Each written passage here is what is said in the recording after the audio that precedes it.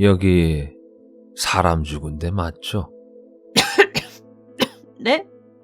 무당의 한마디에 여자는 한 모금 들이키던 커피를 급히 뱉어냈다. 아니, 대체 누가 그런 소리를 해요? 사람이 죽었다뇨? 여자는 다급히 무당의 말을 가로막았다. 하지만 무당은 모든 걸 다 알고 있다는 듯 계속 말을 이어갔다.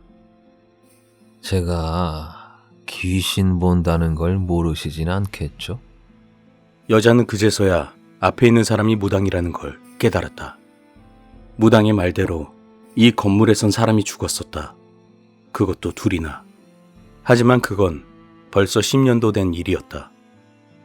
6년 전 여자가 시어머니로부터 건물을 물려받았을 때 사람이 죽었다는 얘기를 전해 듣긴 했지만 그땐 대수롭지 않게 생각하고 넘어갔다. 미신 따위는 믿지 않는 성격인데다 설령 귀신이 나온다 한들 죽은 사람이 산 사람에게 해코지를 할 수 없다고 생각했기 때문이었다. 여자의 건물은 강남에 있는 5층짜리 상가 건물이었다. 지은 지 30년도 넘어 낡긴 했지만 월 임대료가 1,000만 원이 넘는 알짜배기 건물이었다. 그런데 건물 안에 입주한 상가 중 유독 한 곳만 너무 자주 세입자가 바뀌는 것이었다. 짧으면 2-3달, 길어야 반년이었다. 계약 기간인 2년을 다 채우고 나간 사람은 여자가 이 건물을 물려받은 뒤로는 단 한 번도 보지 못했다. 나중에야 문제의 그 가게가 사람이 죽어나간 곳이라는 사실을 알게 되었다. 그 전까지 사람이 죽었다는 얘기만 들었지 어디서 죽었는지 알지 못했다. 지금으로부터 약 10년 전, 아직 건물을 시어머니가 관리할 때의 일이었다. 건물의 1층에 치킨집이 들어왔다. 개업하고 2-3년 동안은 장사가 그럭저럭 잘 되었는데 주위에 비슷한 컨셉의 가게가 우후죽순으로 들어서면서 점점 파리가 날리기 시작하더니 급기야 월세가 밀리는 상황이 발생했다. 한 성격하는 여자의 시어머니는 그때마다 가게로 찾아가 밀린 월세를 내놓으라며 언성을 높였다. 치킨집 주인 남자는 엄청난 스트레스에 시달려야 했다. 장사가 안 되는 것도 짜증나는데 매일 건물주가 가게에 찾아와 고래고래 소리를 지르며 행패를 부리니 스트레스가 안 나는 게 이상할 일이었다. 결국 참다 못한 치킨집 주인은 가게 문을 걸어 잠그고 잠적을 해버렸다. 처음엔 며칠 쉬었다가 다시 문을 열 것이라 생각했지만 문을 닫은 지 한 달이 넘도록 영업을 재개할 기미가 보이지 않자 뭔가 이상함을 느낀 시어머니는 강제로 문을 따고 가게 안으로 들어가게 되었다. 그리고 홀 가운데에 목을 매단 채 숨져있는 치킨집 주인을 발견하게 되었다. 그런데 치킨집 주인의 자살보다 더 충격적이었던 건 시어머니가 죽은 치킨집 주인을 바라보며 남긴 한마디였다. 되질라면 곱게 되질 것이지 어디 남의 가게에서 목을 매달고 지랄이고 재수없구러. 사실 치킨집 주인이 자살한 가게에는 몇 년 전에도 자살한 사건이 발생했었다. 작은 포교원을 운영하던 비구니 스님이었는데 역시나 시어머니와 임대료 문제로 갈등을 빚다 스스로 목숨을 끊고 만 것이다. 그런데 더욱 무서운 것은 여스님이 죽기 전에 남긴 유언이었다. 그녀는 새하얀 무명천 위에 니녀는 절대 곱게 죽지 않을 거다. 내 반드시 원기가 되어 내년에게 복수할 것이다. 라는 혈서를 써놓고는 음독 자살을 했다. 강남 개발이 한창이던 7, 80년대 복부인으로 활동하며 100억대 자산가가 된 시어머니는 성격이 보통이 아니었다.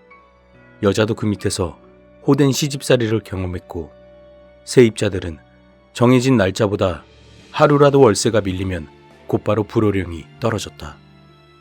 이런 드센 성격 탓에 세입자와의 갈등이 끊임없이 벌어졌고 결국 2명이 목숨을 끊는 비극적인 결말을 맞게 되었다.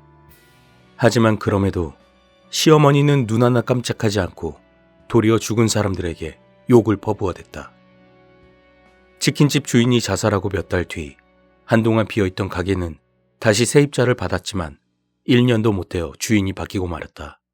물론 가게에서 귀신이 목격되었다거나 이상한 현상이 발생한 것은 아니었다.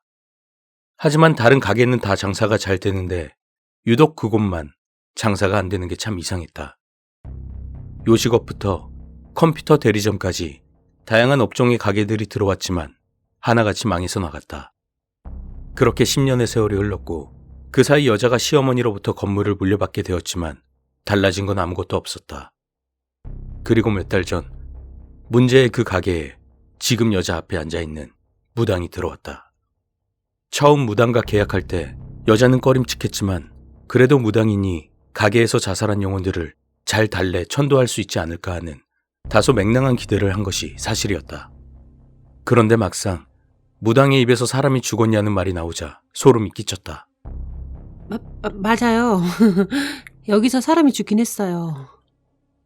근데 어떻게 하셨어요? 혹시 보이세요? 그러자 무당이 빙그레 웃으며 대답했다. 귀신 못 보는 무당이라면 아예 무당일 하지 말아야죠. 근데요, 요즘은 귀찮아 죽겠어요. 네?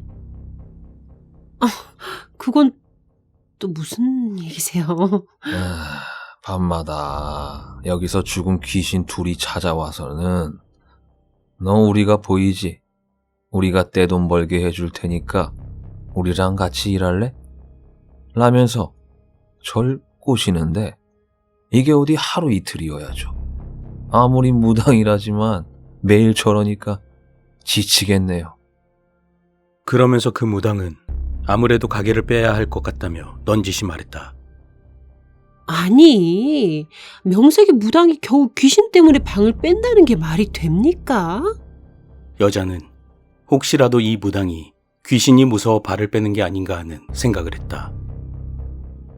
저도 처음엔 잘 달래서 천도를 해볼까도 생각했는데 이게 워낙 원한이 깊은 영들이라 쉽지 않겠더라고요. 물론 맘먹고 하면 못할 것도 없지만요. 그럼 천도를 해주세요. 주변 상인분들께 큰 피해가 갈 텐데요. 그 말에 여자는 멈칫할 수밖에 없었다. 만약 무당의 말대로 천도제다 못다해서 구판을 거하게 버린다면 귀신 나오는 건물이라 온 동네에 광고하는 꼴일 테고 같은 건물에 입주한 다른 세입자들은 물론 근처 건물 상인들까지도 피해를 입게 될 것이다. 만약 그 소식이 시어머니 귀에 들어가는 날에는 여자에게 불벼락이 떨어질 게 뻔했다. 생각이 거기까지 미치자 여자는 다시 무당에게 물었다. 그럼 어떻게 하면 되죠? 여자의 질문에 무당이 의미심장한 미소를 지으며 대답했다. 다행히 영가들은 아주머니나 바깥 양반께는 원한이 없어요. 만약 저들이 막무가내로 아무한테나 원한을 풀려 했다면 그동안 이곳을 거쳐간 수많은 세입자들 그리고 이 건물에서 장사하시는 다른 분들께도 피해가 갔었겠죠. 근데 제가 듣기론 전에 여러 가게가 망해서 나가긴 했어도 딱히 귀신을 봤다거나 이상한 일을 겪은 사람은 없었다더군요. 그건 맞아요. 귀신이 나왔으면 진즉에 다른 가게들도 다 떠났겠죠. 저들의 목표는 단 하나. 자기들을 죽게 만든 사람의 목숨입니다. 네? 외람된 말씀이지만 아주머니의 시어머님 말이죠. 스님 영가가 제게 그러더군요. 우린 딴 사람은 관심 없어. 그냥 그 늙은 년 목숨만 가져가면 그만이야. 라고요. 그 말을 들은 여자는 온몸에 소름이 쫙 끼쳤다. 평소 건강하시던 어머니가 몇 년 전부터 정신이 오락가락하더니 얼마 전 정기검진에서 치매 판정을 받았기 때문이었다. 건강하던 몸도 몇 년 사이에 급격히 쇠약해졌다. 만약 이것이 원기의 복수라면 생각할수록 무서운 일이 아닐 수 없었다. 그렇다면은 굳이 나가시려는 이유도 짐작하신 대로입니다. 그들은 무당인 제 능력을 이용해서 시어머님께 복수를 하려고 하는 거예요. 그래서 장사가 잘 되게 해주는 대가로 제가 시어머님을 저주하게끔 유도한 것이죠. 실제로 여기 들어오고 몇 달 동안은 그전보다 손님도 많아지고 매출도 눈에 띄게 늘었어요. 근데 말이죠. 아무리 생각해봐도 돈 때문에 사람 목숨 갖고 장난치는 짓은 내가 도저히 할 수가 없더군요. 멍하니 허공을 응시하던 여자에게 무당이 한마디 덧붙였다. 그렇다고 너무 걱정하지 마세요. 어차피 시어머님은 머지않아 돌아가실 거고, 그럼 모든 게 다 끝날 테니까요. 그 말을 끝으로 무당은 돌아갔다. 무당의 말대로 몇 달 뒤 시어머님은 돌아가셨다. 그리고 이후로는 문제의 그 가게도 다른 가게들과 마찬가지로 장사가 잘 되었다고 한다.